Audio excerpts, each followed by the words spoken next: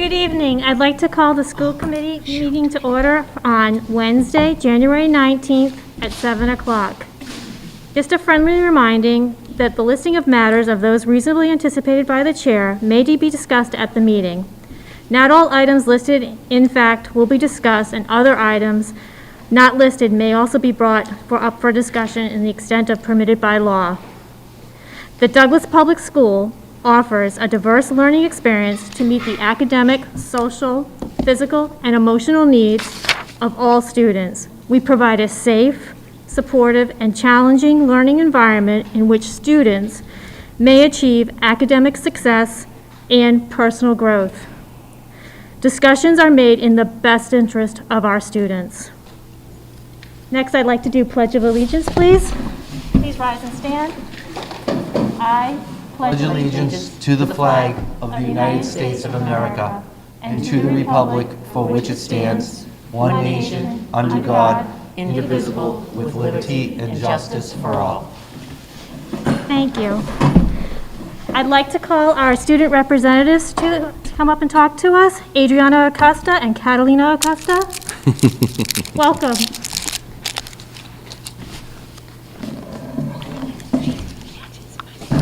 Hello, I'm Adriana Hello, I'm Adriana Acosta, and I'm here with my sister Catalina Acosta. We are part of the Middle School Student Council, and we are here to update you on what's been happening around the middle school. Basketball is in full swing, with the boys and girls teams having played a few games so far. The girls just got their first win against Hopedale on January the 11th. Practice remains 5 days a week, and COVID hasn't reached the two teams too much. Cheer update. The cheer team has cheered on their first game for the boys and girls team at home and did a great job spreading school spirit. They have been practicing multiple times per week, and they are prepared for more games. The Student Council will be hosting a concession stand at the home basketball games to raise money for the end of the year activities for the school. Before winter break, the Student Council planned the Winter Olympics, which was very successful. All 3 grades had a lot of fun while participating in a STEM activity, a dodgeball competition, and a look-it trivia challenge. Then, the closing ceremonies in the auditorium was a fun way to end the day, with medals going to winning countries. In math, the 8th grade are learning about functions and linear lines on a graph. We had a quiz last week on Monday and a test the week before. In ELA, we are finishing up our narrative writing pieces, which turned out really well. The civics class is very fun, and we are making a book on the Constitution and learning about the preamble and its goals. In science, we started to learn about tornadoes and thunderstorms. We have a test on cloud types a week ago, and the kids did great. In Spanish, we are starting to learn about families, and we're making a family tree soon. In 7th grade, they are learning about proportions and have just finished up inequalities, and in literature are reading and writing about the Christmas Carol. In geography, China, Japan, and Korea are being taught, and we just started to add Australia. In science, they are learning about the formation of volcanoes and how they were first found. In 6th grade, in geography, we are learning about Mesopotamia. We are also working very hard in learning the new subject of decimals in math. In science, we are learned about fossil. In writing class, we have been having fun with making up skits that are based off of sentence types. We have had some great students this month for the Student of the Month, and we wanted to recognize them. The students were down to the cafeteria where they enjoyed a nice meal with their family. Quarter 2 is ending this Friday at the middle schools. A week is being provided in order to help students who have been absent as an opportunity to complete missed work. Report cards will be issued on Monday the 31st. Thank you for having us. Have a good evening. Thank you so much for coming out tonight. Thank you. Thank you.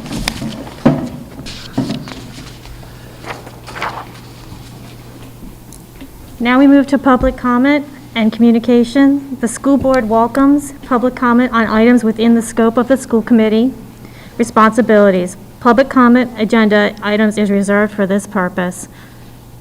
Is there anyone online? Nope. Seeing that there is none, I'm going to close public comment and go to any old business that we need to discuss. Not at this time. Moving on to new business and to the superintendent's report, please. Thank you. Thank you. So I'd like to start with our COVID update.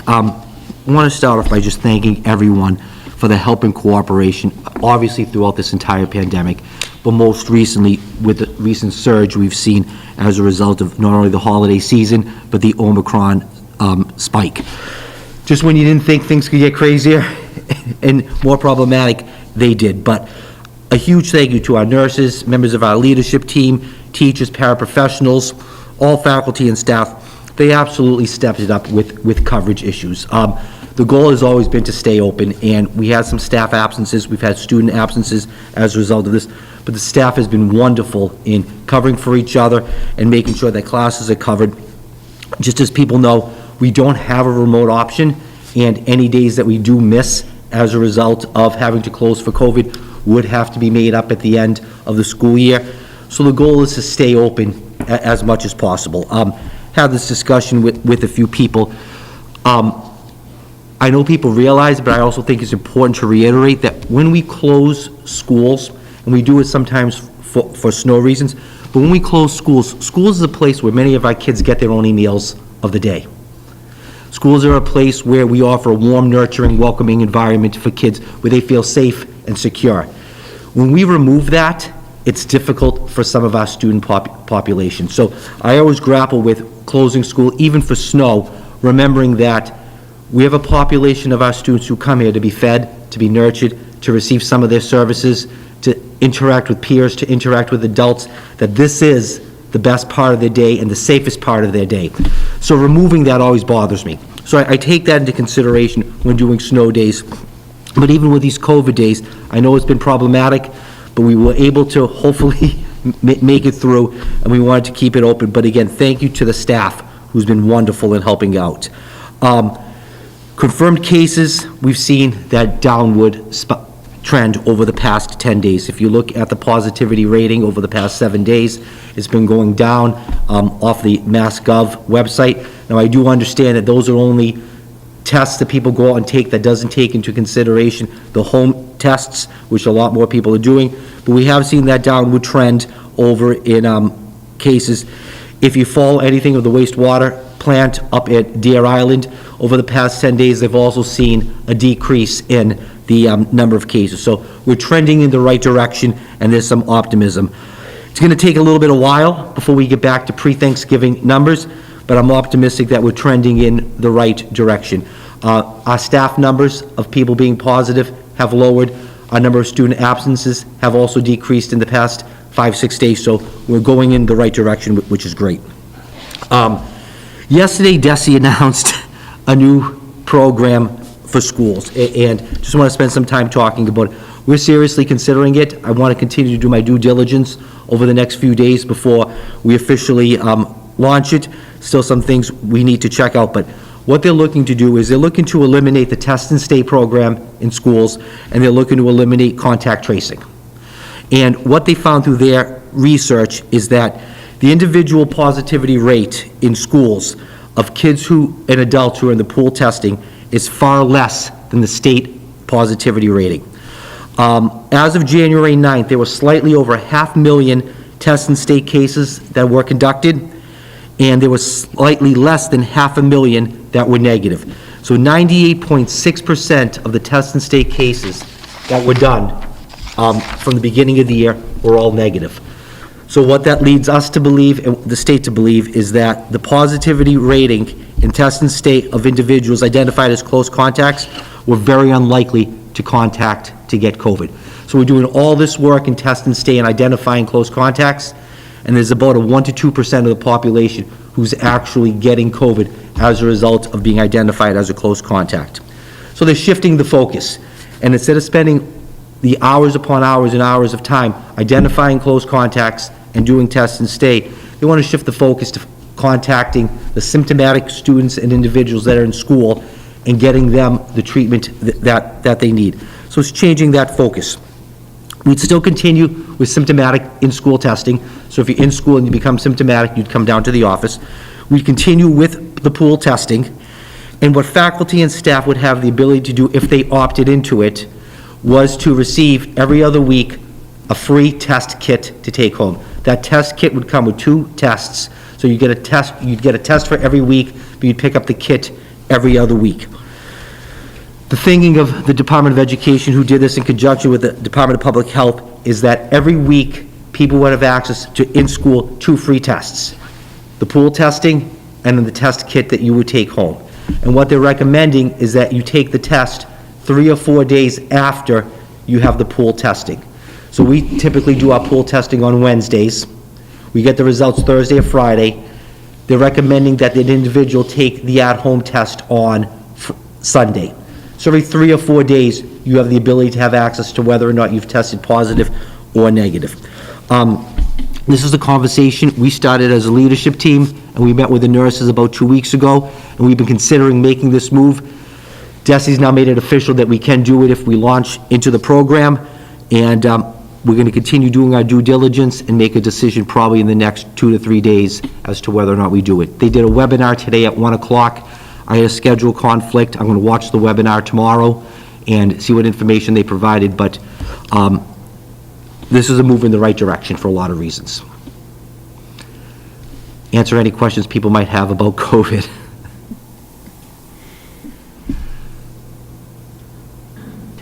I think we're in COVID overload. We are in COVID overload. So, I mean, Excellent. All right, next on the agenda, I'm going to have the principals come up, and I've asked them to cover a couple of topics as a review. We've talked about common planning time. The middle school implemented common planning time. Mr. Romano's done a lot of work. The primary and the elementary school do have common planning time. I'd like to give the committee an update as to what actually happens during that structured time.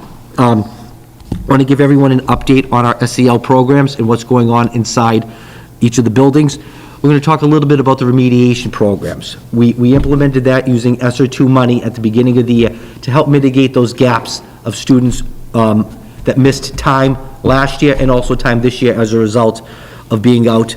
We're going to talk about that. And then the other 2 things that I've asked them to add today is a brief overview of our Professional Development Day on Friday, which was awesome, and then touch briefly on, we've seen a lot of kids out because of COVID. A little bit at the beginning of the year, but more so in the past 2 to 3 weeks. So they're going to talk a little bit about how work is sent home, the thinking behind it, and what we have in place when kids can't come to school as a result of being COVID positive. We will start today with Mr. Romano.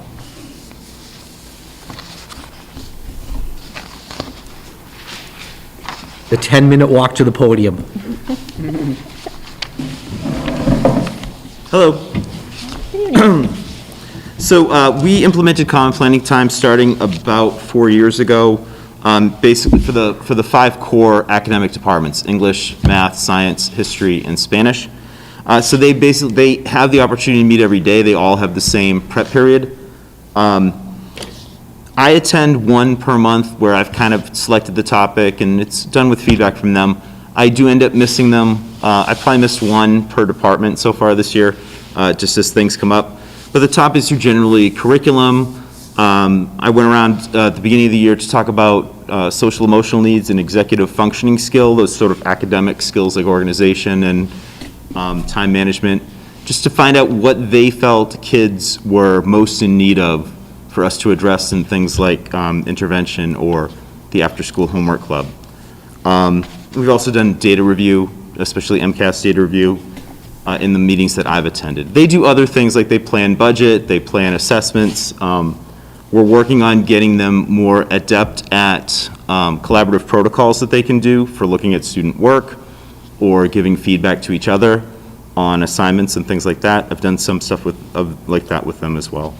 And that's generally how we use our common planning time. It's pretty productive. You know, I think giving teachers that collaborative time can really empower them to take the best ideas from everybody in the department and make better instruction, better assessment, better products for kids to use. So that's how we've used our common planning. Do you want me to just go through all the topics? Sure. All right. Cindy's timing me, so. In terms of social emotional learning, we are following a tiered system, the Tier 1, Tier 2, Tier 3 that is pretty typical in Massachusetts schools. Tier 1, which is general for everybody, is our advisory program. And that is tailored to different things for different grades. So for seniors, it really is on that transition out. We try to gear it around the college. process. It includes things like having graduates come back to talk to students, lessons on Naviance, collecting up their letters of recommendation, doing the Common App, things like that. When you get down to freshmen, it's more thinking about the future, sort of trying to brainstorm what careers they might be interested in. For our Tier 2, it's more small group, and these are things that are recommended through like the student support team or through the counseling department. And there's small groups that focus on things like managing anxiety, managing anger, dealing with frustration. And it'll be a small group run by Lindsay Ryan, who is the school adjustment counselor. And she runs their 6 to 10 week seminars, I guess you'd call them, of those students coming out and working on building up those skills. And then for our Tier 3, which is the individual level, the more intensive need, we do have counseling that's done by Jess Hurley, the school psychologist, Lindsay Ryan again, and then Jill Carpenter and Kristen O'Brien have individual caseloads of kids that they work with for those that need that individual counseling. We also have family continuity comes in twice per week. They send a counselor who works with a caseload of students on Tuesdays and Fridays and gives them school-based counseling. So I'm pretty pleased with our SEL support. We also have several teachers who are working on integrating social emotional learning and executive functioning instruction into the curriculum. It's the topic that I'm working on for grad school. And that, we'll see how that's worked out. The kids do their posts, they do some surveys to see how they're doing in a couple weeks. And in terms of our academic tiers and what we do for students who are falling behind academically, for Tier 1, which again is that universal, I think we've made some pretty great strides in continuing to expand the co-teaching. It's in every grade, it's in all the core subjects, and I think that those relationships have really become strengthened as general education teachers have figured out what to do with this extra adult in the room, and those special ed teachers have figured out how to integrate themselves into those classrooms, which isn't easy. It's very hard for that gen ed teacher to give up control of their classroom and allow a special ed teacher to help run the show.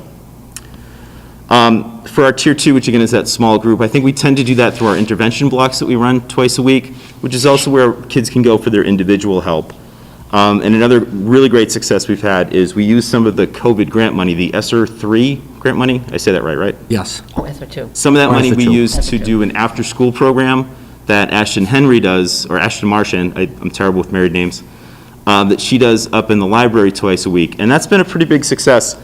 Not all the kids are there because they're volunteering. They're there because a student might be struggling academically, and myself or Jill or Kristen will call them up and say, hey, you know, we have this thing after school, and now the kid stays, the student gets the help that they need, and so that's been a pretty great success. I think we're looking at actually bringing in some National Honor Society kids to help in there as tutors so that Ashton isn't stretched too thin by that. And then, you know, for us, when kids are absent, I think we kind of treat it the same way we would if they had like mono. It's hard to deliver kind of that personalized instruction to kids, but I think the staff has been really flexible about kind of cutting it down to the essentials. So, you know, if there were 30 assignments or 30 problems on a homework assignment, I think they're really striving to say like, okay, if you do these 12, I know that you've done the practice, I know that you've done what you need to do. And then things like that homework club and the intervention blocks have helped with that as well. So kids can go and seek out the teacher that they need to get some extra help from or catch up on in the intervention blocks. And Ashton's pretty great with helping them with anything. So that's where we are. A PD day on Friday. Oh, I'm sorry. Yeah, PD day on Friday. I thought we had a pretty good day. We had Dr. Christina Whittlesey, who is a teacher in Chelmsford, came in. She's a music teacher. And she came in to work with our staff on how you support LGBTQIA students in the classroom. So looking at how to set a positive classroom environment, a safe, supportive classroom environment for students, dealing with discriminatory language, how you address it, how you make, you know, teachable moments out of it when you need to, how you make disciplinary moments out of it when you need to, kind of where you find that difference. And then reducing gender bias in the curriculum. There was a big chunk of it that was teachers working collaboratively, and she and I walked around the school, and there were some pretty great conversations happening among teachers. And she said that she was pretty impressed with the dedication that the staff has shown towards this, that they're not just putting that sticker that this is a safe place on the window of their door, that they're making actual proactive steps to try to make kids feel safe. So there's some great conversations that were happening around it with like how we can have more representative literature in the English department, how we can address classroom management and safety in the special ed department discussion. She heard some great stuff that the history department was doing as far as integrating topics into the curriculum. So she was a pretty great speaker for that work. So it was a good day.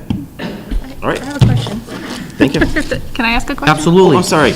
I wanted to know, and I'm curious with the other principals as well, how are teachers feeling about the common planning time? Are they finding it, really helpful and beneficial and feeling like they're able to do a lot more in the classroom, or? So I don't know yet. So those common planning time requires some training for the staff. You can't just say, here's all this time, go do great things. So you do have to work on the tuning protocols with them, and what that comes down to is working with the department chairs on making that time more worthwhile.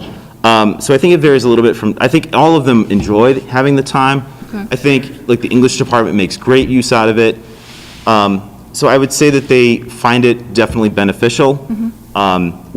It's still a work in progress to make it something that is done where that department chair is leading the department through these discussions when I'm not there too. Mm-hmm.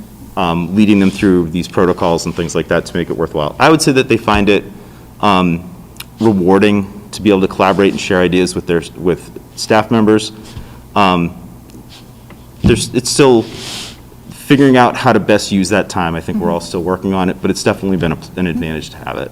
Great. And then I have one more question too, is with all the COVID absence, I know that we looked at the numbers of where we were according to the state standards, and we were, like all schools were lower than we had hoped, but do you feel like we're on the track to making headway, even with all of the COVID absences? Making headway as far as like academic progress? With bringing those numbers up, yeah. Yeah, I think so. I think it's a lot more stable year than it was last year. Students are here more. I think very few students really thrived in the remote environment. And so I think having everybody back here, having them here every day, having them the day is essentially normal except we have mask breaks and we're wearing masks in classroom. Other than that, the day is mostly normal. So I think that the academic progress that students are making is far better than it was last year. So. Okay. Thank you. Who's next? Mr. O'Brien. It's a tough when I don't have like Cindy to go first.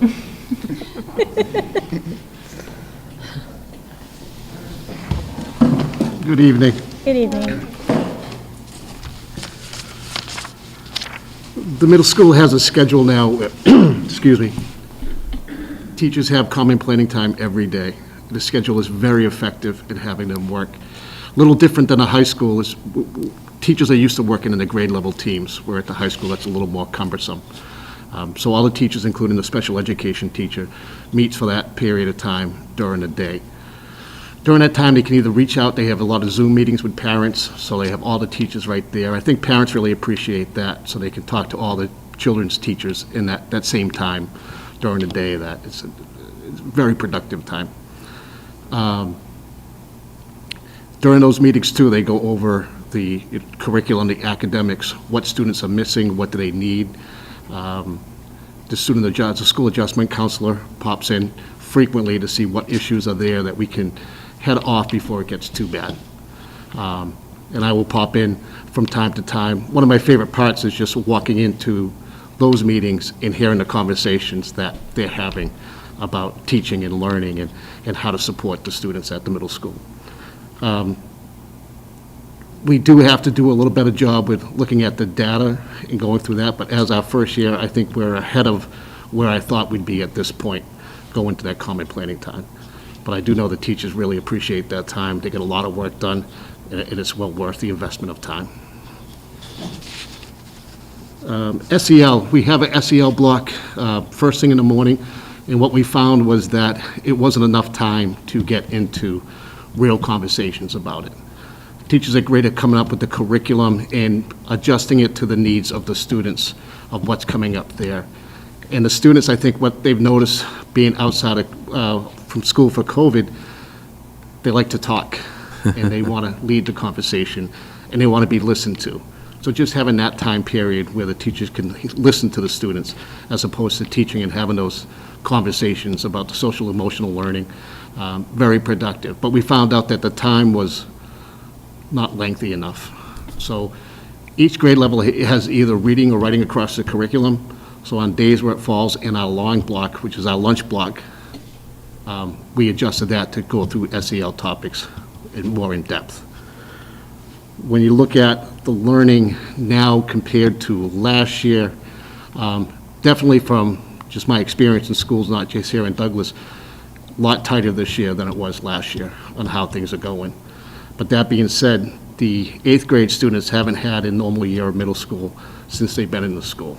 And the mental health aspect is still frightening, especially with students of this age. I think last count, 14 visits to emergency mental health from the school, and a lot of that is suicide ideation and self-harm, and that's very concerning.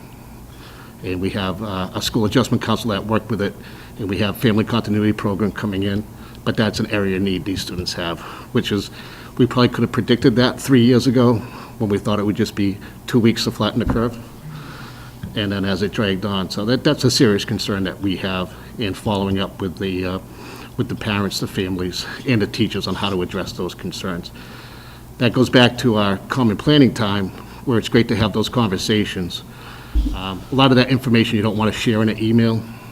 You can sit down and, depending on the family's comfort level dealing with the students, you have that brief conversation. It might just be something as simple, kids having a hard time, or it can be more in depth. They want to share, there was an active suicide attempt, and families are struggling right now, and what can we do to support the family? So just having those conversations are really important.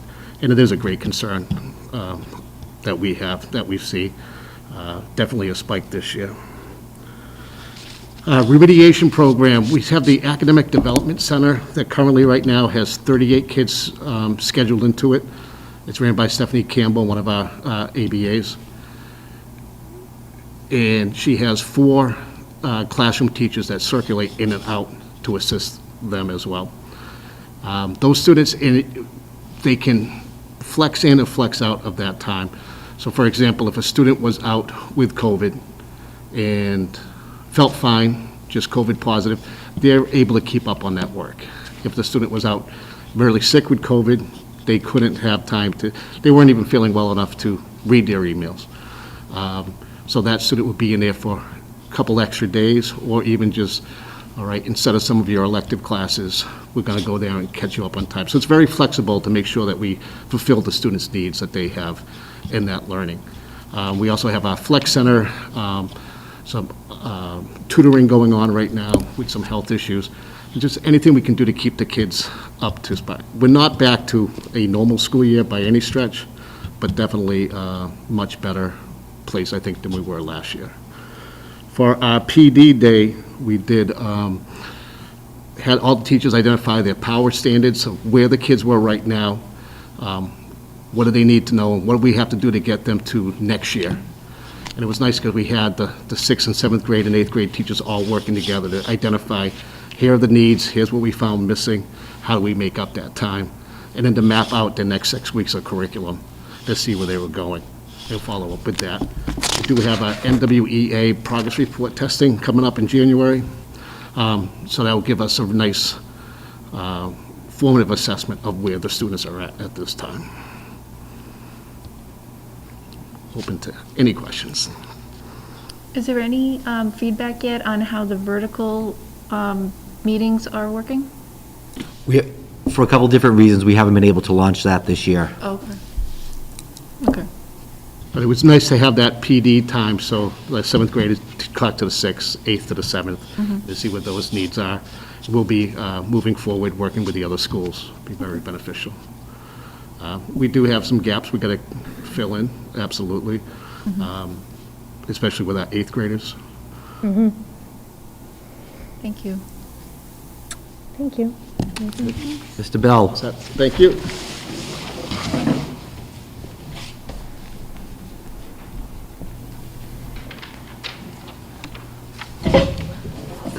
Good evening. All right, so let's start with common planning time at the elementary school. So last year we got away from common planning time because of the funky schedules and everything we had because of COVID, but this year we've been able to get it back in our regular rotation. So each day one grade has common planning time, so every 4 days they get a 45-minute chunk of time at the end of the day where they get together. The priorities during that time is to look at student data, and so like this week, they just did their mid-year testing last week. They're looking at the data, they're getting the parent reports ready to go home on Friday, and they're talking to our Title I teachers about making any changes to student grouping with who gets services and who doesn't, and then also adjusting their groups within their classrooms. So just the kids they meet with on a day-to-day basis. So that's one of the things they do. They also talk about assessment and how they're, seeing where kids are at. So if they're in a math unit on fractions, they're making sure that they're giving common assessments so that what one teacher's giving is similar to what the other 3 teachers are giving, so that there's continuity within the grade. And then after they do that, they're supposed to be talking about how the kids did, which kids struggled, and how they're going to fill the gaps for those kids that didn't make the progress they needed to make. So it's a lot of data talk that happens, and they also plan things like field trips and things like that. It's a chance for them to get together as a team and make sure they're all on the same page. It's awesome because our special ed teacher for the grade's also able to be there, so they're able to just make sure everybody's on the same page with what instruction's looking like. With the remediation piece, we added 2 new para positions this year, which has allowed us to have 1 dedicated Title I paraprofessional at each grade. So we have 1 second, third, and fourth. Our 5th grade one isn't technically Title I because we only do Title I up to 4th grade, but we utilize the 5th grade one in essentially the same way, where their primary focus is to make sure that we're able to do small groups within the classroom. So our 5th grade numbers this year were about 28, 29 kids in a class. So having the extra adult to help either monitor students so the teachers point a small group or vice versa has been huge this year, and it's allowed us to really target instruction with kids at those grade levels. 4th and 5th grade were the most impacted by this change, just because in the past we had 2 people floating between 3 grades, and anytime people are going between grades, then we have to schedule it, and it really limits how we're able to support kids. This has allowed us to provide support. You read all throughout the day. It's not just during reading time that you're reading. And so it's allowed us to provide extra support to kids, even during science and social studies and those other times during the day. So that's been fantastic. We gave our mid-year benchmarks last week, like I said, and Ms. Osha and I are going to report our data at the next school committee meeting on February 2nd. So we'll go more in depth into that. But that's going to give us a good gauge of kind of where we are for the year, and to see, we started off with some significant gaps, especially in math, and what kind of progress have we made. I can say from what I've seen in the classroom, this is my 4th year in Douglas, and the instruction I'm seeing is probably the strongest instruction I've seen in the 4 years I've been here. Our teachers have made some great strides, especially with the small group piece, and I think that's where in the past we've seen the kids that get it have moved on, but the kids that haven't got it, we've kind of left behind a little bit, and I think this year we're doing a much better job of keeping those kids caught up and filling those holes. So that's exciting. As far as SEL goes, the teachers are continuing to hold morning meetings and use closed gap for that daily check-in. While Ms. Blessing was on maternity leave, that fell to me to kind of look at those check-ins, and I didn't do the greatest job with that because there was a lot of things to manage. But now that she's back, any kid that checks in as needing to talk to somebody throughout the day, she's awesome about going up and checking in with those kids, and just a lot of times it's the same kids that are doing that each day, but those are the kids that are saying, I need a little extra love and support from the people at the school. So it's awesome that she's able to do that, and it's been a great system for us. It also allows us to track data, so that when we see kids that are continually checking in, we can say or all of a sudden we see it a bunch, or those types of things. So there's great data we can pull from that allows us to make sure that those kids are feeling supported. We hold our community meetings every month. The last 2 months, because of either a snow day or other events happening at the school, we haven't been able to have that, but we're scheduled to have our next one in February, and we're excited to get the kids together again. We'll have to see what the weather looks like. We've been doing them outside, but we need to get the school community together. I feel very strongly that that's a time for us to just work on things as a whole school. And so that's another way that we kind of support those types of things. In February, we're going to have a kindness month. Ms. Blessing and I are meeting tomorrow to plan out some details about what that's going to look like. Last year, the kids were able to recognize other people with hearts that we put up throughout the windows by the cafeteria to just say the kind things that were happening around the building. It's just a way to put that emphasis on that kindness piece and a reminder and just being very forward about it's important that we have a kind school and kind kids. So we'll be doing that. And in our 1st and 5th grade buddies has been an awesome program this year. And it is SEL, it's a mentoring, there's a lot of different pieces with that, but we've been meeting monthly.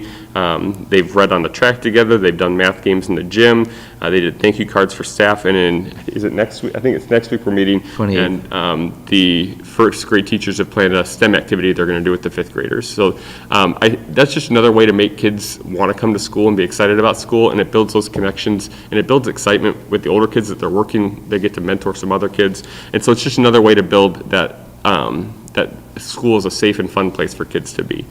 Let's see, the PD Day recap. We had a discussion on equity that we started off with. It was awesome with the staff talking about ways that our school is equitable right now in areas that maybe it's not as equitable as it should be, and how are we going to continue to work in the right direction with that. And there's a lot of different reasons for those things that aren't equitable, why they're not equitable, whether it's staffing or money, or but a lot of it we do have control over within just our regular classrooms. And so it was a neat discussion we had there. We also had an ST math training, just giving another overview of looking at the reports that you can run and looking at your data and being able to see, showing the teachers different ways they can check and see if kids are making the progress like they should. And then the teachers had some time to look at their mid-year assessment data, not a ton of time, and that's why they're doing it more during their common planning time.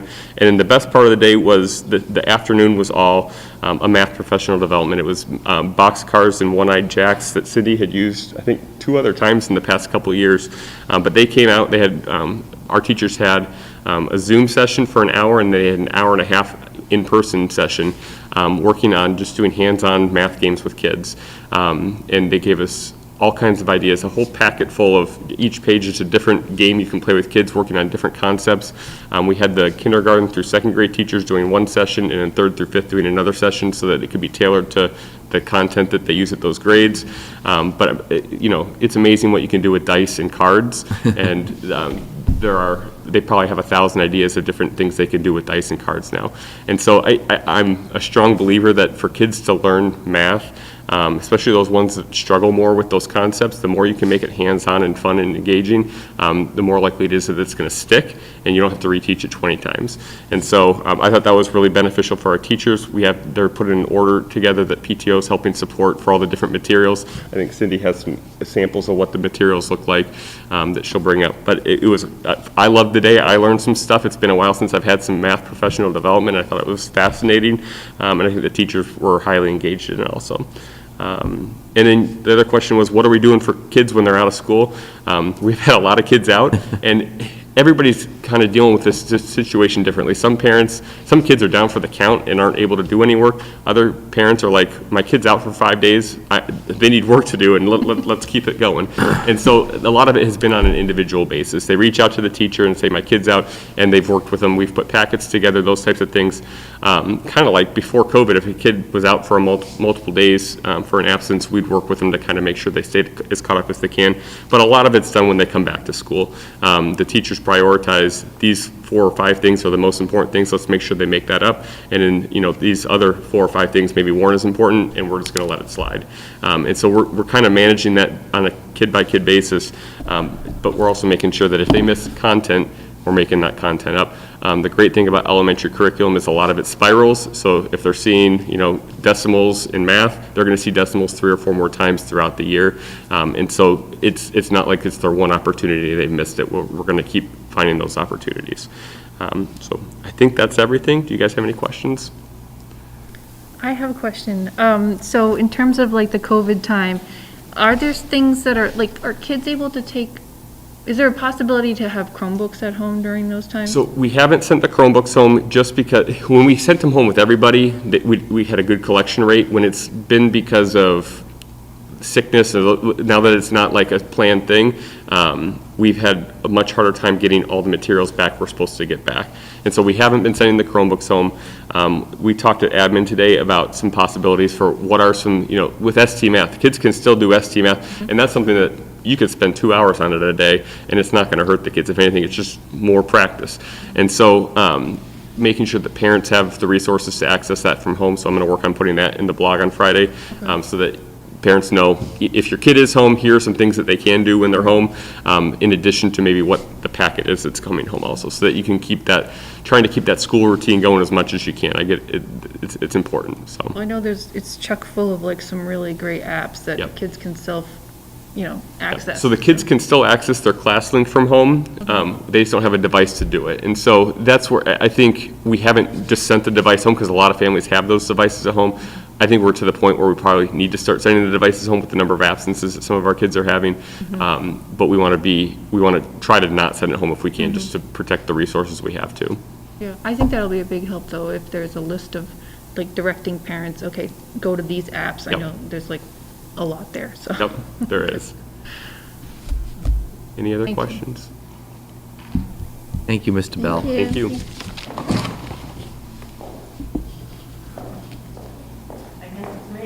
It's you. I know, you saved the best for last.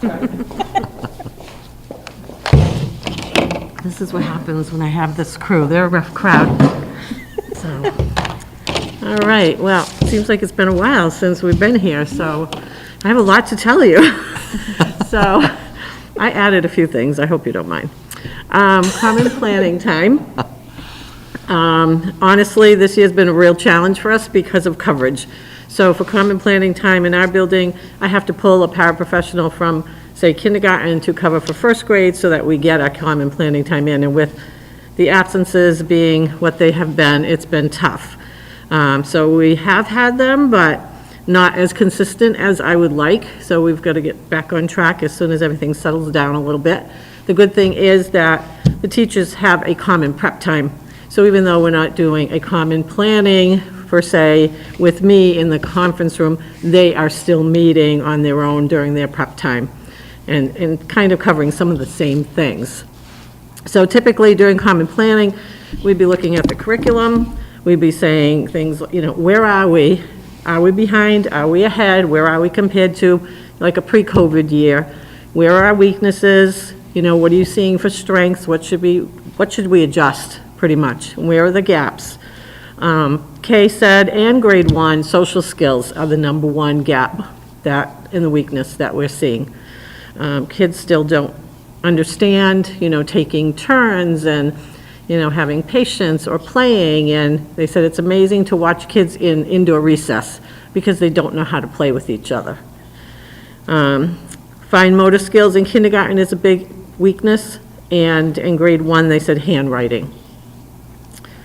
They're also looking at data. We did the STAR assessment only once. We're scheduled to do the mid-year next week, so we'll have those to look at. We can look at and run ST Math reports. And then, of course, they're planning their own grade 1 events, like the grade 1 buddy system. What are they going to do for that? Things like that. So that's what happens during common planning time. Social emotional learning, we do the same. We start with a morning meeting every day in every classroom. They're up and they're moving, they're standing around the room, and it could be a greeting, it could be, say hello to everybody like a penguin because it's Penguin Awareness Week. So it's just all of that kind of thing, getting the kids to know each other's names. They don't even know their names. Who's that? I don't know. So, they're working on all of those things. Mrs. Purvis, our adjustment counselor, has been pulling lunch buddies.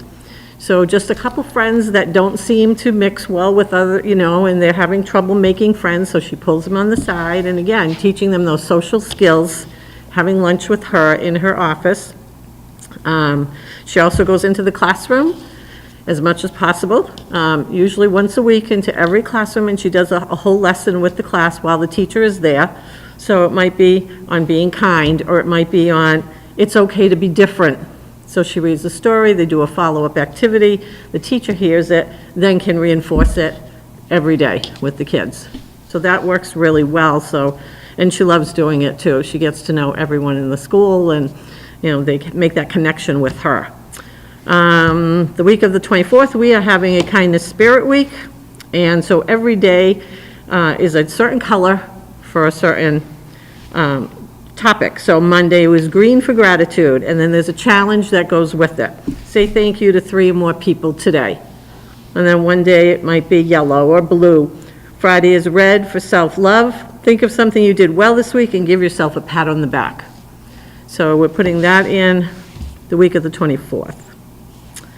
Our remediation program, with that extra paraprofessional, we've been able to assist at least 5 to 10 additional students in the same model that we use the paraprofessional in Title I. So the paraprofessional might push into 2 classes in grade 1 or 2 classes in kindergarten. Now we've got that other person that can push into the other 2. So you're hitting that next tier of kids that didn't qualify for Title I services. And it's very flexible. So the teacher might say, can you pull these 2 and go work on letter sounds? Or can you pull these 2 and go work on your facts, your math facts? So they can change those groups every day if they want to. So it's always something that they can take that small group and that quick hit. In the morning, they start out really quick, both of the paraprofessionals for Title I. One's in one room, one's in another, and they're doing those high-frequency sight words, you know, what are the words? They're showing them the cards, what are the words? And just drill, drill, drill with them. And it's a matter of 5 or 10 minutes. So it works. Let's see. Work for kids at home.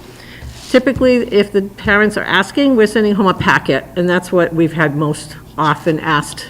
Some parents haven't asked, but if they do, it's more send home the materials, the same lessons that they're doing during the day, and we do that. Every teacher has a Google Classroom set up, and the parents should know that it's there. They've sent it out to everybody, and every week, everything's on there of what they're doing and things that they could be doing. So it could be a sight word drill using boom cards.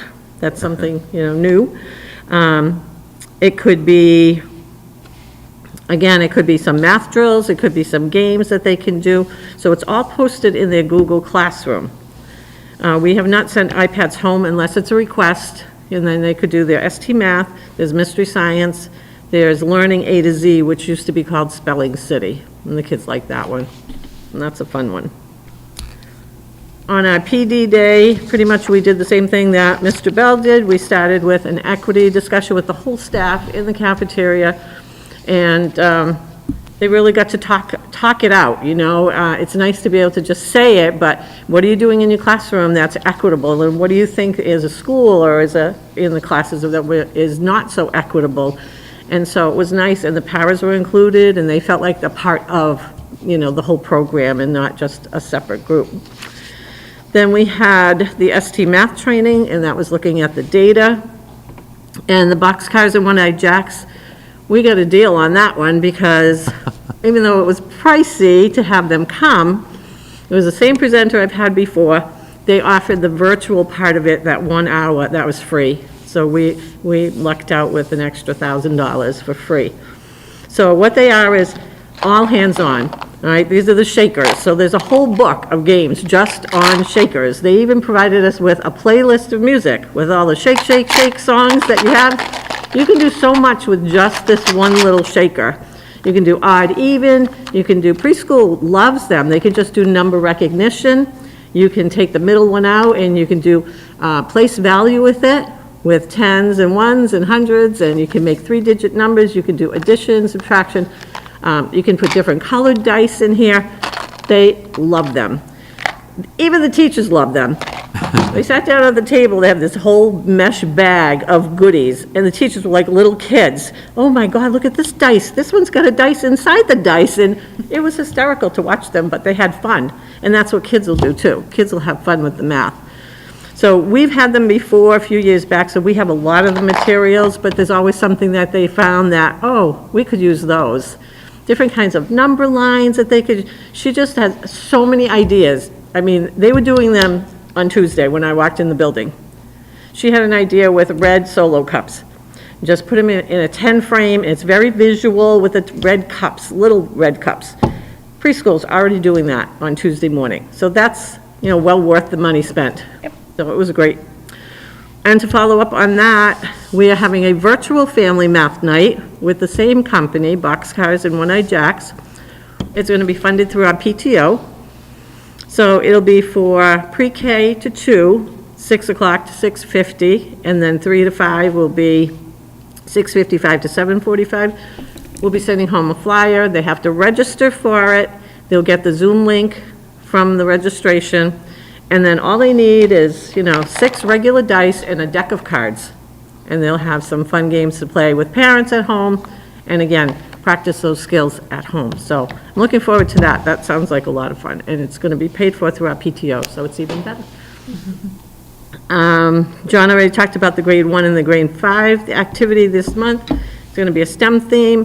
I haven't even heard what grade 1 has cooked up yet. I think it's a building kind of a challenge to see which group can build something and be engineers for the day. So that should be a lot of fun. And our preschool open house is on Tuesday, February 1st, so we're already working on our registrations for 2022, 2023. That's all I have. Any questions?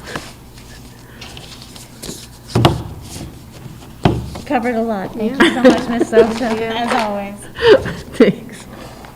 I'd have to just say that, the start of this year, there was like a huge feat, I think, ahead of us and as a district. And I feel like so much has already started happening, and, I'm eager to see the data that has been looked at, but, it's evident that there's a lot of stuff and a lot of thinking going on in every school, so I'm thrilled to hear that, so. I was going to say, we spend a lot of time talking about COVID, and unfortunately, a lot of my newsletters are COVID updates, and a lot of the work that we do behind the scenes is reactionary as a result of what's been going on. Is everything perfect? Absolutely not. And is there always work to do? Absolutely. But just to highlight, the past half hour, we heard about the great things that's happening in our schools and in our classrooms. So it's reinvigorating for me to hear it again. I'm happy the committee got to hear it. Hopefully there are people out there also watching, but there's some great things happening every single solitary day in our classrooms. We will get through COVID, we will get through the pandemic, and we're going to continue doing the great work that we do. And I'm thrilled to think about once we can free up all this COVID time and we can dedicate it towards academics and instruction and teaching and learning, how we're going to soar, which is very exciting. So thank you. All right, this is a perfect segue into handbook changes at the high school and the dress code.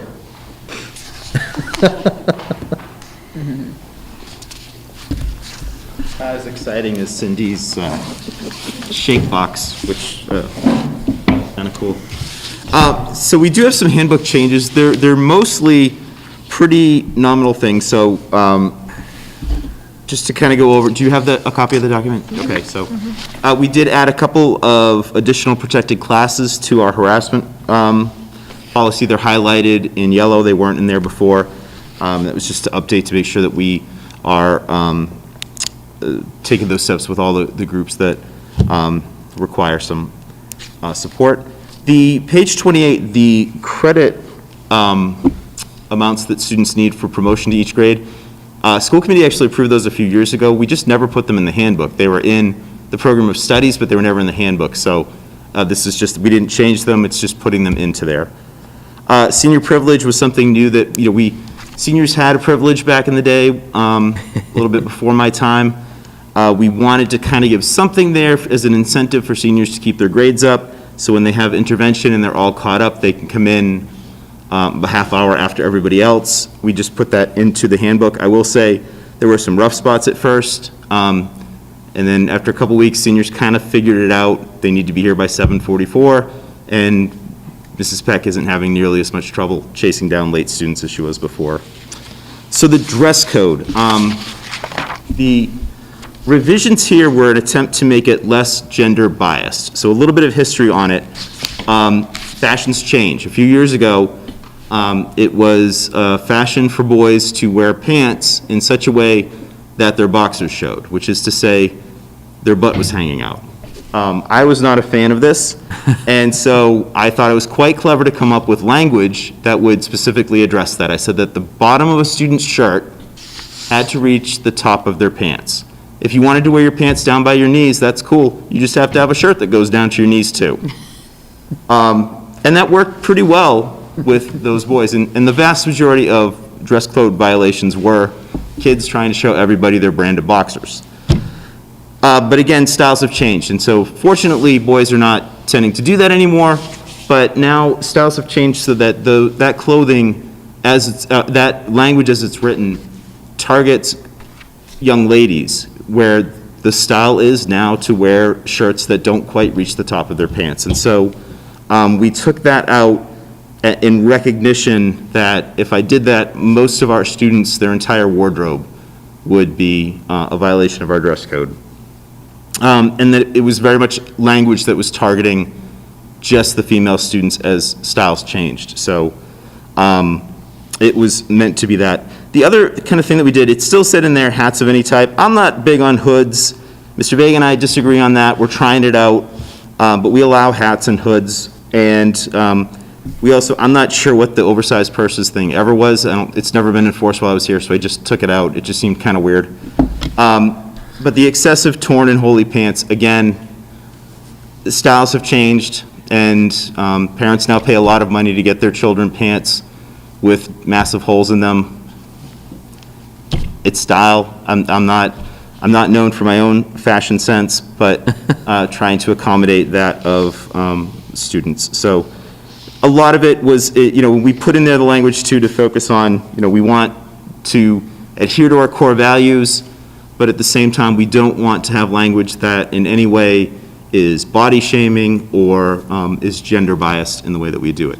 It's tough. I looked at a whole bunch of dress codes to come up with this, and it was never our intent to have that language that targets our female students in the styles right now. Fortunately, the boxer short thing seems to have gone into the Museum of Fashion History, so those were our changes. Josh, you just want to briefly talk about, we've been high school principals have talked about, and assistant principals have talked about the dress code for 70, 80, 90 years, and you're right about fashion's changing. Can you just speak a little bit about when student dress disrupts the learning environment? So obviously, kids might wear a shirt, so just talk a little bit about, you can't cover everything, you can't keep up to date on all the fashion sense that are coming down the pike, but just talk a little bit about what happens when student dress disrupts the learning environment. So, how we manage the situation, or sort of how you manage the situation, like for instance, if in here it doesn't say that you can wear just a bathing suit to school. Yeah, we don't get into that sort of level of specificity. We try to keep it open, because if something does happen, if it's something with a drug message or a racist message or something like that, that's going. That's not going to be tolerated. If it's something that's more about are you really dressed in a manner that's conducive to school, usually we'll have a guidance counselor will talk to the student. If it's a male, Mr. Vega will talk to the student, and we try to just sort of make it a teaching moment about it. It's not about trying to shame somebody for it. It's more about just trying to get them to try to adhere to something that we would expect more for somebody who is going for a job interview. The standard that I used to try to use with kids is, if you were going to go to interview at CVS for a job, would they hire you if you're looking the way that you are? And I know that's also a fast and loose sort of rule, but we do try to make it more of a situation of that we're trying to make it a teaching moment, not we're sending you home. We're not suspending kids for that. We're not body shaming kids. We're not trying to, make it seem like we're questioning their morals and stuff. And I'm the last person to criticize anybody for bad style and fashion, but it's more about just trying to make it an environment where kids can dress comfortably at school and not worry about being body shamed, not worry about being targeted for their clothing. Is more what we try to go for. I am just a little concerned about that, just because, just to try to make sure that it doesn't become a norm where, if they're not going to get in trouble for wearing a bathing suit top as a shirt, you may see that in your schools.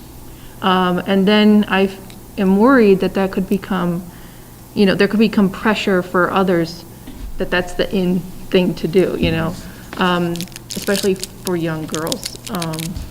You've kind of hit on the challenge with it.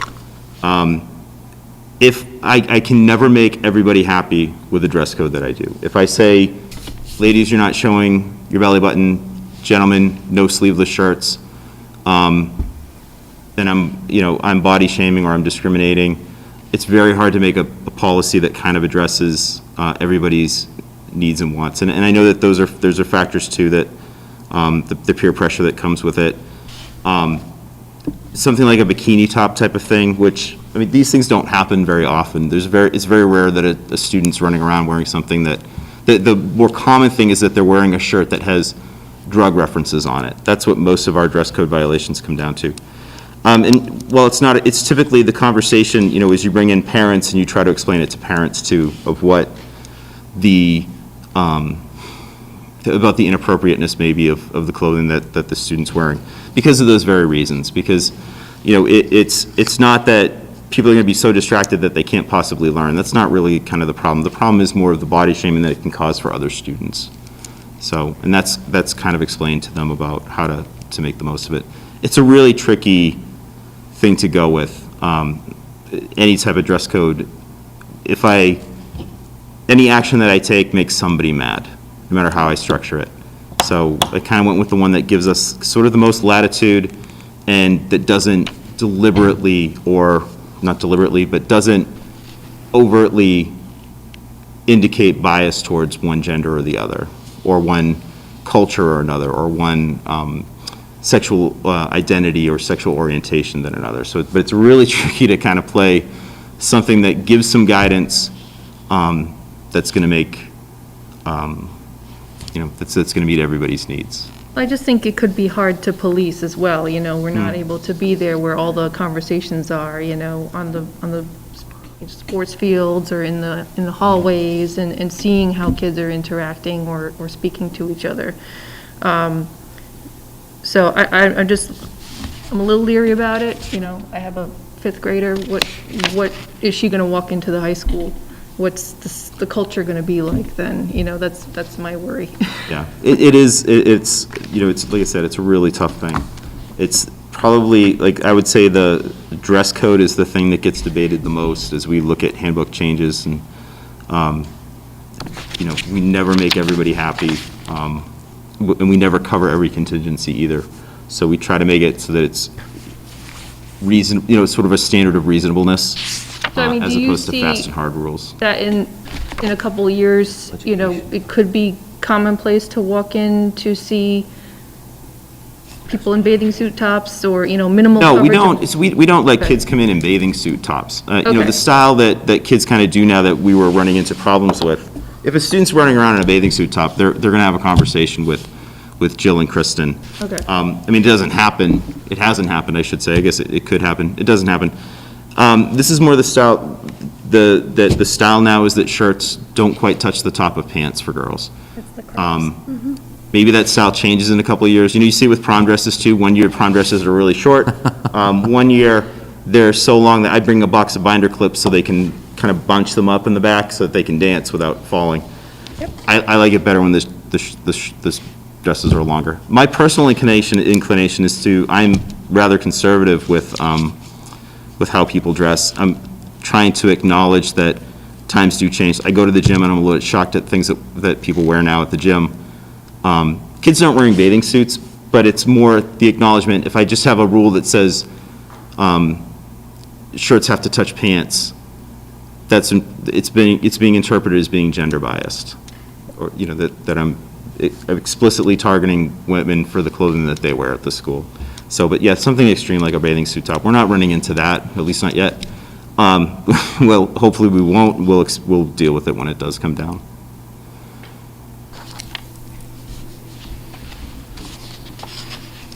NEASC? All right, NEASC. So, NEASC is the accreditation process that high schools go through. Every 10 years, a team comes out, you do a big self-assessment, and then a team of educators from other schools come and they rate the school based on a set of standards that are meant to be universal for everybody. So it's not a matter of interpretation, it's a matter of, this is what everybody thinks good curriculum looks like, good instruction looks like, good assessment. It gives you a common language to talk about school improvement. We had our 10-year, the decennial visit 4 years ago. So we had a progress report that we have, they get you kind of on doing these progress reports too, because the idea is they don't want it to be something that you do it and then nobody thinks about it for 10 years. They want it to be a process where you're continuously looking at what you're doing and making improvements and self-assessing on what you can do better. So for our 2-year report, there's 2-year reports, there's 5-year reports, there's special reports. For our 2-year report, we were supposed to specifically address professional development topics that we were doing. And I showed them the plan that we had done for professional development that included PD that we were doing for that common planning time, the protocols and things like that, data analysis procedures that we were using, the way that we were, student support topics that we were covering in our PD plan, and they commended us for it. They said it was great. So that letter, it was nice to get that letter and have, another step of the process done. Although I guess it just brings us closer to that big 10-year self-assessment. So our next target is, our 5-year report is due February 2023. And there's a number of topics that we need to address in that one. Some of them have to do with funding for the schools. A lot of districts use NEASC as sort of a metric to give a community to say, we need to be funded at such a level to support these things. Specifically for us, the funding was to make sure that we're able to go through a curriculum revision cycle in a timely manner. So it's things like textbook support, other ancillary material support for our curriculum, and then capital projects that, a lot of towns end up with a wish list of capital projects. So it was the efforts, and what they were looking at there, because I asked them to clarify it, they're looking at what the school district is doing to advocate for that funding. How are we working with other town departments, other branches of the town government in order to do that? So how are we working with FinCom? How are we working with the Board of Selectmen to, and with the community at large to try to promote those? We also needed to look at building equity in our honors and AP courses, gender equity. Our AP and honors courses are dominated by female students, so they were looking for us to make ways to try to get more male students into those courses. Those are some of the major topics that they were looking at for us to do. And that'll be in our 5-year report, so I have to start getting people together to write that in the fall. And the cycle goes on. Any questions about NEASC? It's a fun topic. Right. Thank you, Mr. Romano. I love NEASC. Nobody else does. I do. It's a good process. It's a good I've shared a couple self-assessment. of visits. I really enjoy it, so. All right, thank you, folks. Thank you. Thank you, everyone. All right, and finally, an update on superintendent's mid-cycle goal review. So I'm going to break this up into 2 parts. I had 4 goals that I presented earlier in the fall, and then we have the 4 standards that I am doing things on. So I'll go over the goals first, answer questions, and then go over the standards at the end. So the first goal that I had was, through a comprehensive and team approach, the strategic actions identified by students, staff, community members, and the leadership team will be initiated and implemented throughout the school year. So this is basically the blueprint, that first goal, and I gave everyone an update on what we were doing for the blueprint at the last meeting. Just as an overview, we're covering things around academic excellence, community partnerships, the well-being of all, being a good local and global citizen, and the growth mindset. So, as I said 2 weeks ago, really happy with the work that everyone's done in the district, pre-K to 12, teachers, members of the leadership team, everyone, in working and implementing those strategic actions in the blueprint. The second goal that we had under instructional leadership stated that by June 2020, the leadership team and I will have prioritized student engagement, fostering a safe learning environment, and clear objectives with purposeful instruction in the classroom observations. Feedback to staff for these observations will highlight one of these 3 items. So over the summer, what we did as a leadership team is we spent a lot of time talking about evaluation, good instruction, what the purposes of evaluation. And we spent some time going through a protocol to identify what do we as a leadership team value and think that's important inside a classroom. And we came up with those three things. Student engagement, we want to see kids engaged in their learning. 2, fostering that safe learning environment, not only physically safe, but emotionally safe, for kids to feel safe in.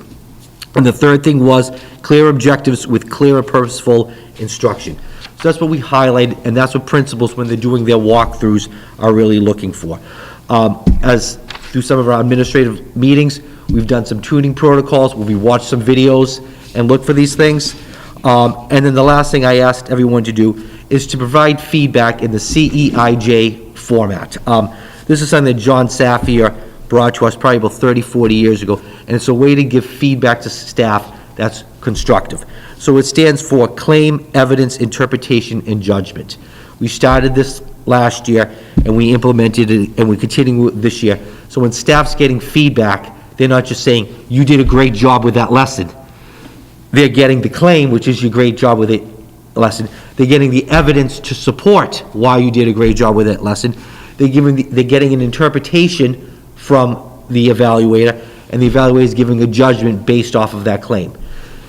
If you're getting some constructive feedback, it's also good to say, here's what I didn't see, here's the evidence around it, and here's why you should be doing this for kids.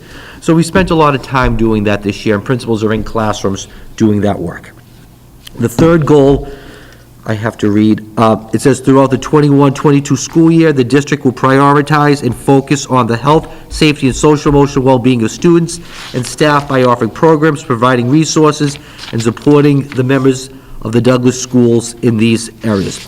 And again, that's all part of what we had in the blueprint. It's one of the areas we had, which is that social emotional well-being. I talked about it last week. You heard the principal speak about what's going on inside the classrooms.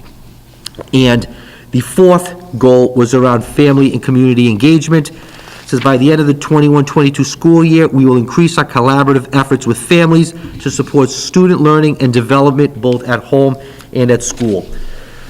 Last week I mentioned that we had partnered with the Massachusetts Family and School Partnership Initiative.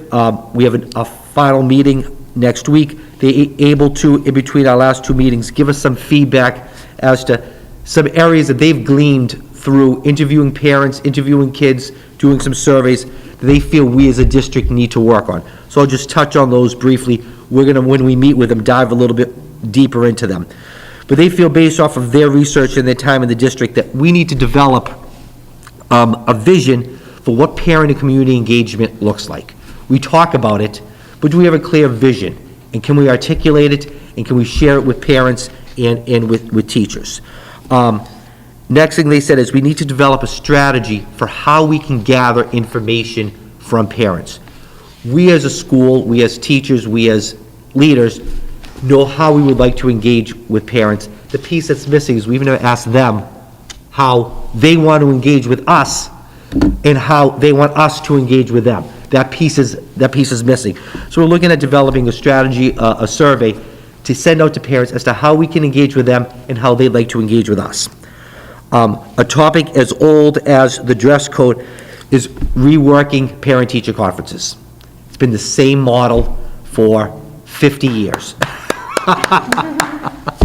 It's been the same model for 50 years. And how can we do it differently? Are there different ways to do it? And again, there's some things we would need to do and some external forces that we'd have to work with. But how can we do parent-teacher conferences differently? One of the things some schools are doing is they're doing student-led conferences where it's the parent, the teacher, and the student comes in and presents to the teacher and the parent how they feel they're doing, like that?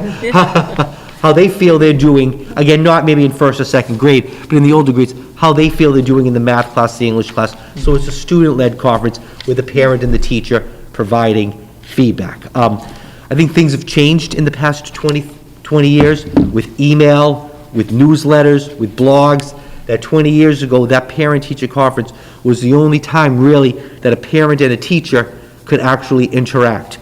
With social media, with emails, parents know. Parents are always in communication, but we haven't changed our model. So they want us to look at that. Spending some time on professional development with staff.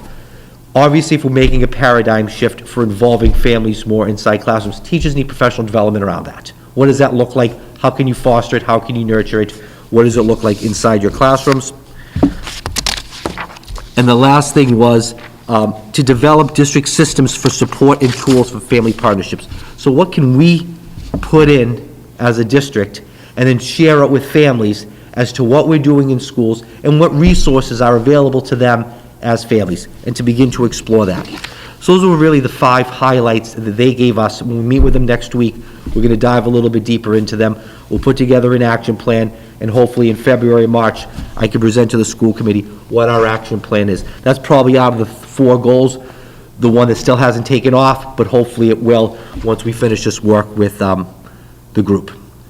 So those are my 4 goals for the year. If there are any, entertain questions on that now, and then I can dive into the 4 standards. People have them?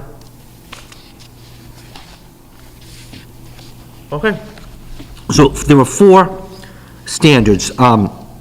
Standard 1 is instructional leadership, and the indicator that we talked about was the instructional indicator, which talks about student engagement, quality and effort of work, and meeting the diverse needs.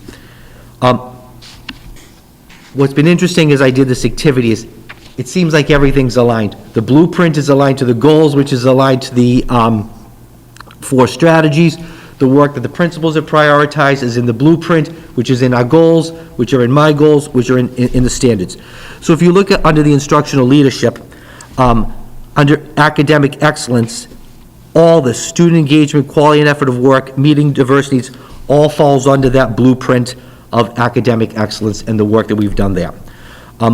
Our goal number 2 that we talked about in prioritizing what we're seeing inside classrooms with student engagement, with creating a safe learning environment, and with clear and purposeful objectives and instruction speaks to those 3 pieces. We talked a little bit about the CEIJ format and how we're giving feedback around those areas to staff. We've done some calibration videos. One thing we did earlier this year, it came out of the University of South Florida. It was called the ISEL Standard, and it stands for Instruction, Curriculum, Environment, and Learner. So before you can focus in on the learner, you have to make sure you have solid instruction, you have to make sure you have solid curriculum, you have to make sure you have a solid environment. And we've done a lot of work around that. You've heard what the professional development we've done just last week with staff. We have people coming in and doing literacy work with us. So we're trying to give teachers tools to strengthen their instruction. Curriculum, we need to make sure teachers have resources inside the classroom, that they're current, that they're up to date. Through grant money last year and grant money this year, we're increasing the amount of textbooks that teachers have access to in grades pre-K to 5 in order to strengthen that curriculum for staff. In terms of environment, we want to create that safe, nurturing, supportive environment for our kids.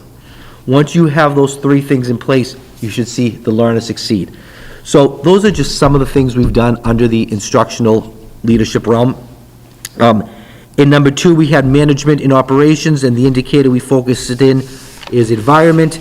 And under environment, you have plans, procedures, and routines, operational systems, social and emotional well-being, and student health and safety. So again, this ties back to the blueprint with the social emotional goal we have. Ties back to my 3rd goal, which is around SEL. This year, we didn't do it last year. We brought back our safety committee. We've already met twice. We've already had ALICE drills that we haven't had in a couple of years as a result of COVID, just to make sure we have that protocol. As a result of that safety meeting and our ALICE drill, we noticed a lot of staff wasn't wearing lanyards. And we started wearing lanyards just to be able to identify who the staff is in the building. And it was really interesting going through the drills when something happens and you have first responders respond. They don't know all of our teachers. They don't know who a staff member is. So if there's a crisis, you're going to see who's wearing a badge and you're going to see who's not wearing a badge. And that's important. For kids, I know we saw a lot of this conversation happening at the primary school where teachers were telling kids, see how they have a badge on? You may not know who they are. Because they have that Douglas public schools ID, you know they're a safe person. So there's so many important reasons to wear those lanyards. And we're looking at our safety protocols, making sure they're current, making sure they're up to date, and making sure that we have access to them.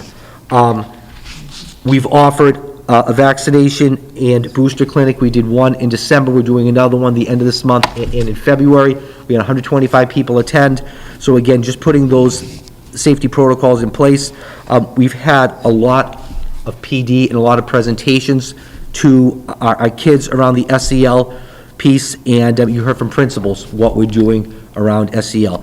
When it comes to plans, procedures, routines, that's just the inner workings of a school and how's it going. The principals do a fantastic job. Jeff Collette does a great job around making sure that things run smoothly.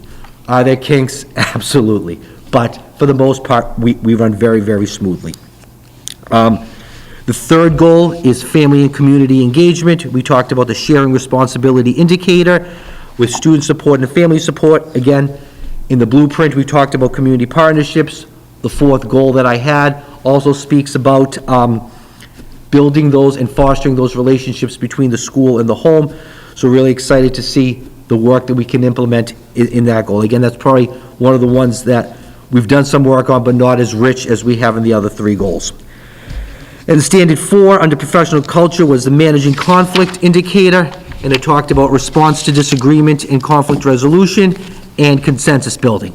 Well, anytime I talk anything about COVID, we're responding to disagreement and conflict, and we're building consensus. So a lot of the stuff we do around COVID speaks to this. Principals meet once a week with the union reps in their buildings to have conversations with them, and then they filter to me any issues that happen. Last year, I met once a month with DTA leadership. This year, I think we've met once or twice with the DTA leadership board, just to be in tune as to what's going on. I meet informally with the DTA president probably 2-3 times a month. Either I go to his classroom, we do it via email, we do it via text. So we're in tune as to what's going on. When something happens, he sends me an email or a text. I go by his room. We have those discussions. So we have those good open lines of communication. Every week, principals send me a weekly update with concerns and issues, and when they come to me, I then go and meet with the principals. Sometimes they're just FYIs, sometimes they're things that need to be addressed. Every week, we meet with our food service director, our tech director, our facilities director, just to make sure that everything is in tune. We meet Monday mornings at 9 o'clock, myself and Courtney. We meet every other week as a leadership team to do a lot of instructional stuff, but also we put topics on there that we need to discuss as an entire team that impact the entire district when it comes to how we're going to problem solve. And then, as all of us do as effective leaders, when problems come up, we address them and we solve them. As Josh said, you can't make everyone happy when you solve a problem, but what I find is that at least if you can explain your rationale behind it, and people can see it, they may not agree with you, but at least they know why you made the decision that you made. So those are the 4 standards and some of the evidence around the standards. I've been compiling evidence. I didn't want to flood the committee with 25 pieces of evidence for each of the standards, so I just kind of highlighted about a half dozen for each. And again, we've talked about it regularly throughout the school year. In looking at everything here, the one that I know we need to do more work on is at standard 3. Although we are doing things to engage the community and meet with them. You heard Cindy say she's going to do an interactive math night. We send out our newsletters, we send out our blogs. But I want to find a better way, not just for us to push out information, but how can we incorporate the community in. So I'm really excited, as I said, to start that work from that initiative we were part of. I think this is all great. It shows that we have been able to do a lot of, or you, the schools, have been able to do a lot of mobilization this year. You know, at the beginning, I was thinking, you know, how much can we really start this year before too much time has passed? But it was really amazing to see all of this, and, you know, I think a lot of things have been touched on. It sounds like there's a muscle happening in all of our areas that we prioritized, you know, at the beginning of the year. So I think this is a lot of great work. Thank you. And it's all of us, myself, Courtney, the principals, the directors, the staff. I mean, staff had some input into creating that blueprint at the beginning of the year. Each of the principals did an activity. We took a lot of that information from them. We couldn't take everything, and we synthesized it into that blueprint. We, as part of our site councils, principals met with community members and got some input. We did it as a leadership team, so there was a lot of planning, a lot of input that went into it, and it was definitely a team approach. Thank you for all the effort. Thank you, my pleasure.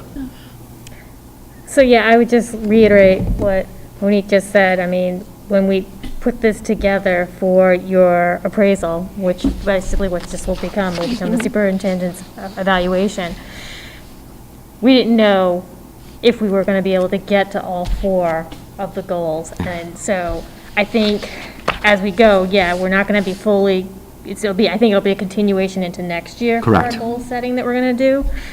But I'm very pleased with the progress we've made. Again, it goes back to you, your leadership, Thank you. back to the principals, the staff, the administration, everybody coming together for one common goal, our kids in school.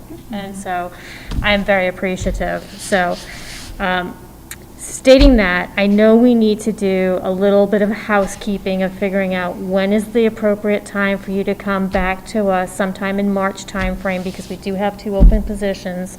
So we want to finalize that report before our 2 board members go off. So if we could look at a calendar and what makes sense, I think that's probably something we should look at tonight. And understand, we probably are more than likely going to have to continuation, but we will do a cutoff date as of, and then probably for next year when we goal set again, we'll pick up where Dr. Vieira left off to go back through. And just because I present the final findings in March, doesn't mean we stop doing this work. No, we don't, then that's. I know, but this is year-long Yes. work. And because we all value this, because we find this to be, because we know this is important, we invested time in it, it's not something that in May we'll say, we're done with SEL.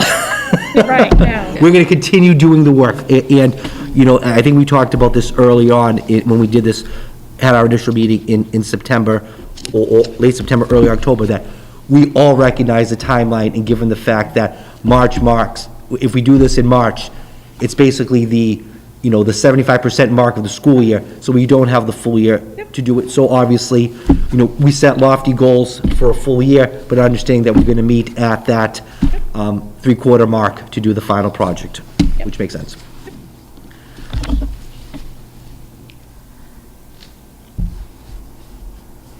Does it have to be before election, or? Yes, it has to be because they can't vote on it. So we have to have it done by Last meeting. You know when the election is happening? the first week in May. Usually the first. So,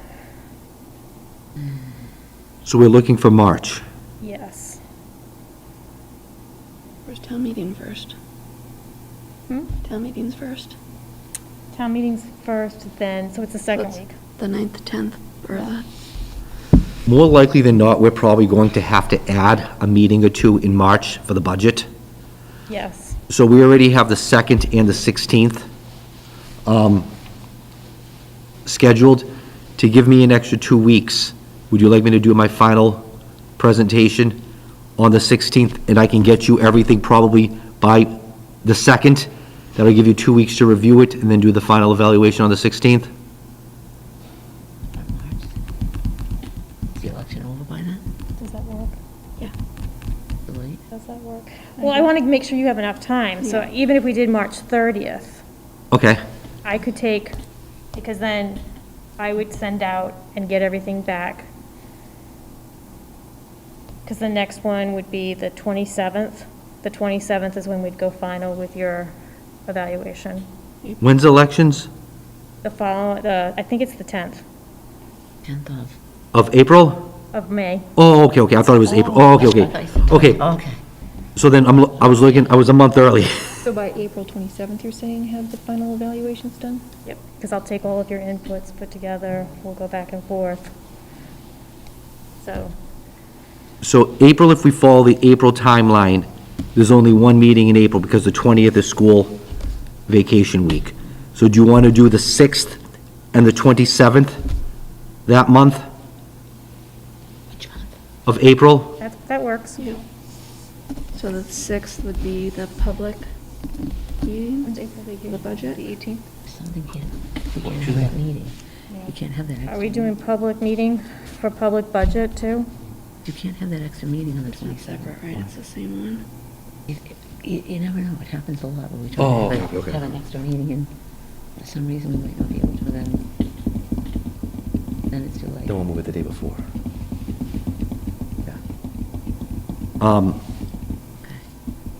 So I'm sorry, we're having three different, what's the committee thinking in terms of a timeline? So we just want to make sure, because I know it's going to get real hectic Yeah. real quick, because we have the budget too, we have to do the public Correct. comment for budget, so, what makes sense? Courtney, you've done this a number of times, so what makes sense? Yeah, I was just a little bit concerned of the 27th date, just because if something happened, because that's an extra meeting date, Yeah. if something happened, you couldn't meet, Then it wouldn't then it's just get going to be done. too late. Can we do the evaluation by the 6th? If we do the 16th for him to submit it?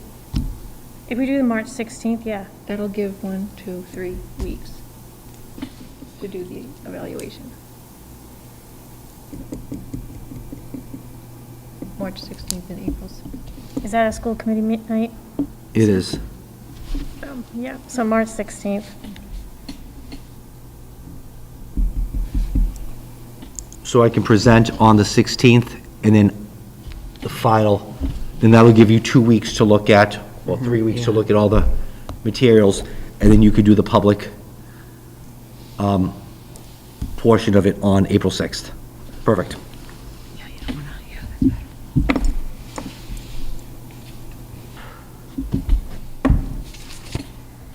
All right, got it on the agenda. Thank you.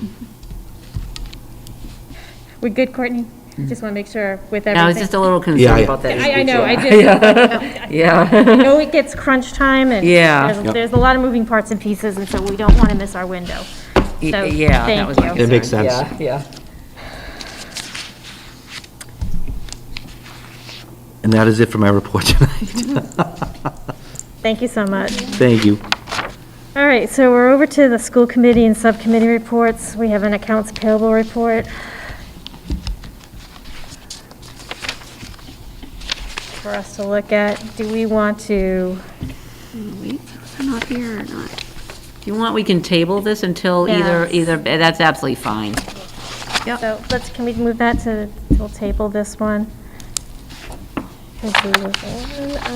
Okay, now we're moving on to the consent agenda, the January 5th meeting minutes.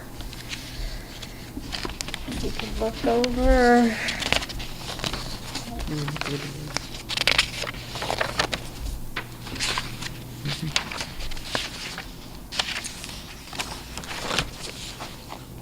I'd be looking for a motion for the meeting minutes from January 5th. I'll make a motion to approve the school committee meeting minutes of January 5th, 2022. I second. Motion made by Lisa, second by Monique. All those in favor? Aye. Okay, third reading of the JKAA Physical Restraint Policy Revision. Sorry, Tara, to keep you waiting so long. Right, so this is the third reading of a very long policy, but before I ask if you have any questions, I just want to point out an error under Section 4, Procedures for Use of Timeout as a Behavioral Support Strategy. Under Section C, there is an error for when principal approval is needed for timeouts. It says for timeouts more than 20 minutes. It should say for more than 30 minutes. So principal approval is needed for more than 20 minutes of a physical restraint, more than 30 minutes of an exclusionary timeout. So under C, that should say 30 minutes, not 20.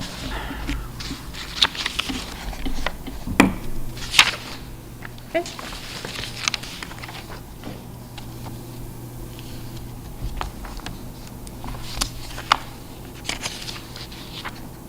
Other than that section, I know this was a long policy. Were there other questions?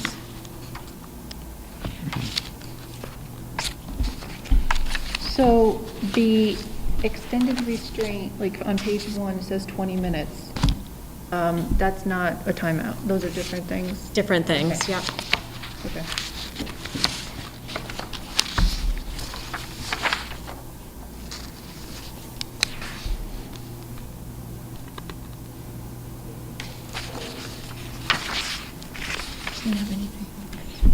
No questions? We need to make a motion for this one, right? So I need to make a motion for someone to approve the JKAA physical restraint policy revision? With the amendment? As amended, sorry. Thank you.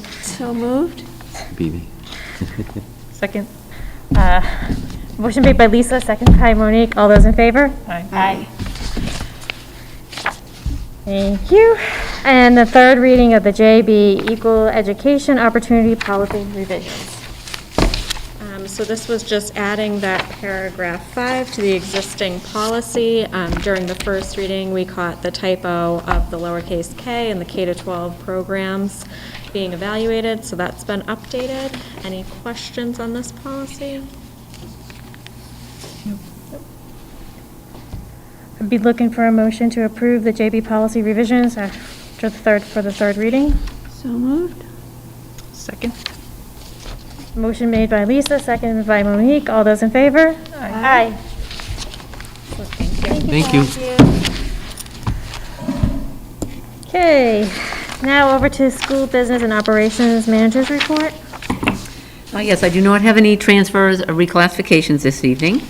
And also, Raquel was not feeling well, the food service director, so she won't be able to do the school lunch program update, so we'll definitely have that on for next time. She did prepare a wonderful presentation.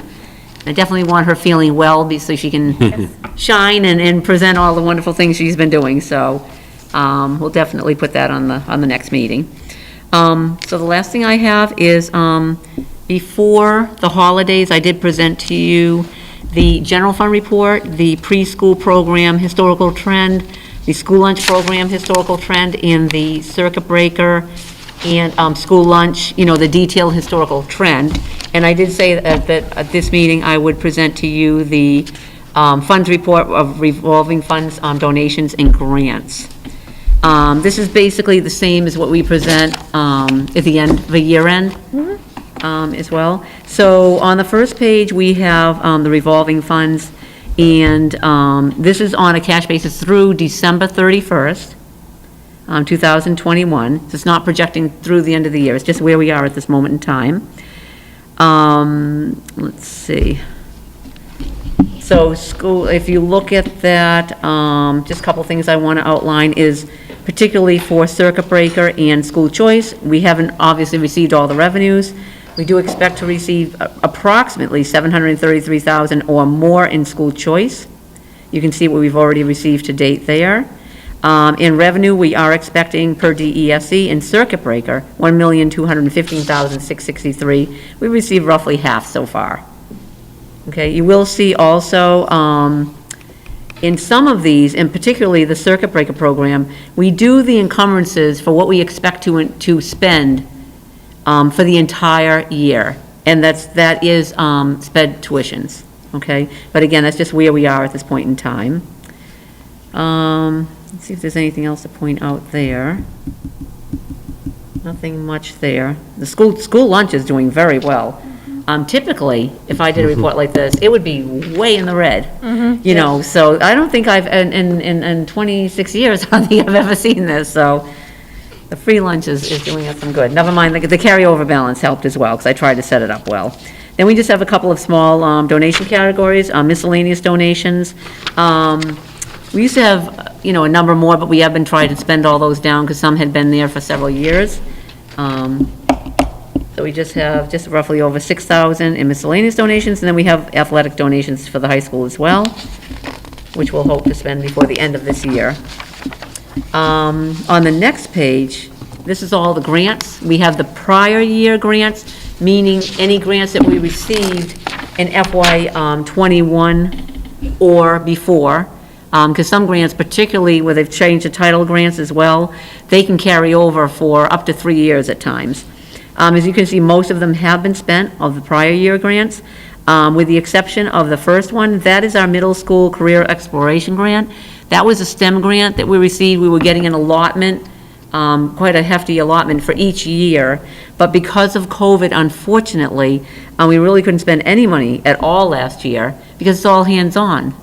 So, which is pretty sad. So Bob, I did bring this to Bob's attention right when he started this year. So he's been taking a look at that, and they've been expending the funds. You cannot use it for staff, but it is for all the materials. And as you know, with the STEM program, that can be pretty expensive in a wide variety of materials that they can purchase. So they're definitely making good use of that. And I know that program is definitely running very well this year, where last year, you know, it was difficult.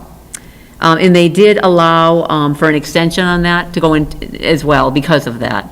So, and we do have that in writing. So most of the rest have been spent. For FY22, the current year grants, the first one is the Rural Aid Grant. We received that fairly recently. And the full amount of the grant is $37,103.74. Paul and I have had several meetings and have had some discussions with administrators internally. We're still trying to figure out the best way to utilize those funds. They must be spent by June 30th, but certainly, as some of the discussions we've had, say for instance, they needed iPads at the primary school or something. We could certainly purchase those this year with those funds, and that will alleviate, you know, because they're already planning on putting that in the FY23 budget. And we don't know if it could actually stay there, given our appropriation in additional revolving funds. So that's one of the thoughts. We also had some other thoughts as well. But that's still kind of up in the air what we're doing with that. We have a little bit of time, but we do have to move pretty soon to expend it before June 30th. Let's see. It's hard for me to read without my glasses, but I can't put them on either. So the school lunch program, they've received a few grants. Some of them we just got, like the EBT grant. They just sent us the funds. We've already spent those. And Raquel has done a really good job of applying through Project Bread and some other state grants. And she is waiting for, confirmation on some. But it's mostly for equipment in all of our schools, which she's been doing a great job. Where this school, actually, I thought the school was a lot younger, but I looked at the plaque out there and it said 2003. And 23 is just around the corner. So I don't know where all that time went. But, some of this equipment is really aging. So she's doing a fantastic job acquiring some funds to purchase equipment and small wares and things of that nature. She'll go over a lot more in detail when she does her presentation for you. The Sr3 Grant. Now, we did apply for the Sr3 Grant. Certainly when it came out. And we came up with, Cindy and Paul and I met, we did come up with the best idea at that time of the expenditure of it, knowing full well that with all probability, we would need to do an amendment. We want to make the best use of the funds, obviously, and there's so much money that's been coming in. We haven't been doing much with this grant yet. It can go into the next year.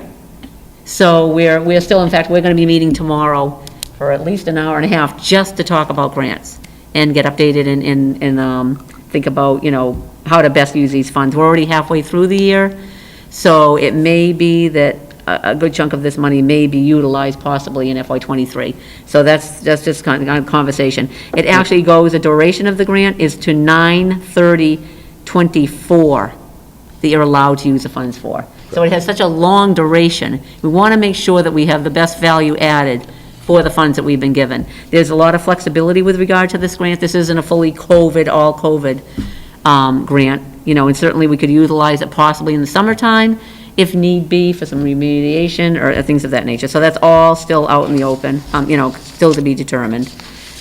And there's no problem doing an amendment either for these grants at all. Let's see.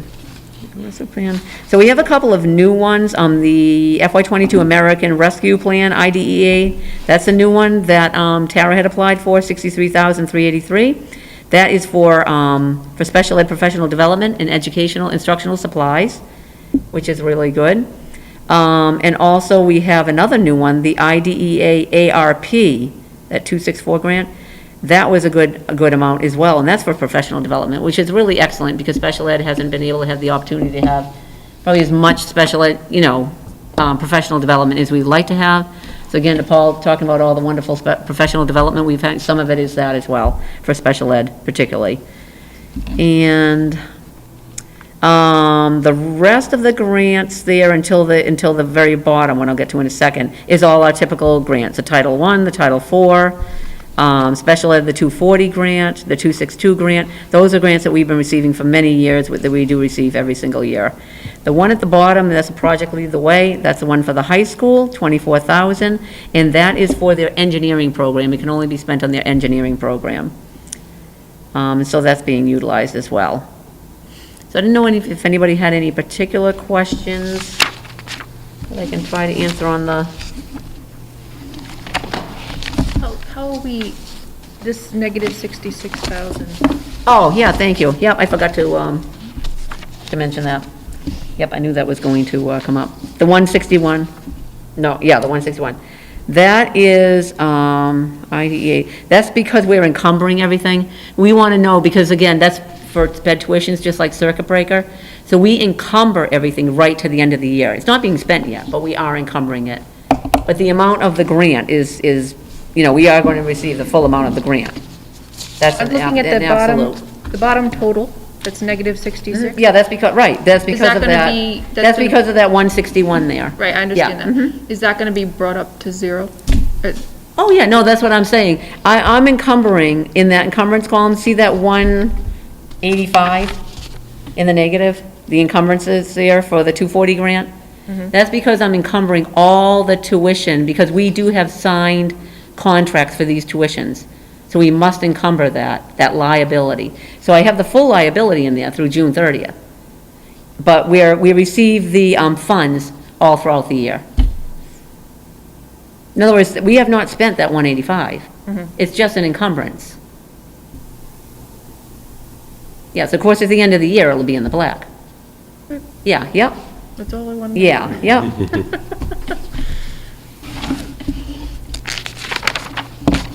Any other questions? Okay, thank you. Thank you. Thank you, Courtney. Okay, you're very welcome. Any topics not anticipated? There are not. We are going to do an executive session this evening.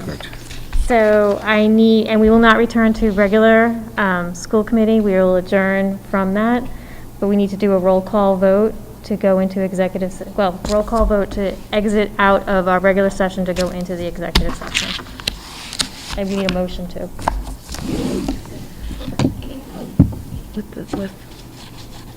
You want me to read it? So we're going to executive session to discuss the strategy with respect to collective bargaining or litigation, and if an open meeting may have a detrimental effect on the bargaining or litigation position of the government body, and to conduct collective bargaining, to review the contract language and propose revision strategies for a successful completion of an agreement between the Douglas School Committee and the Douglas Teachers Association teachers contract.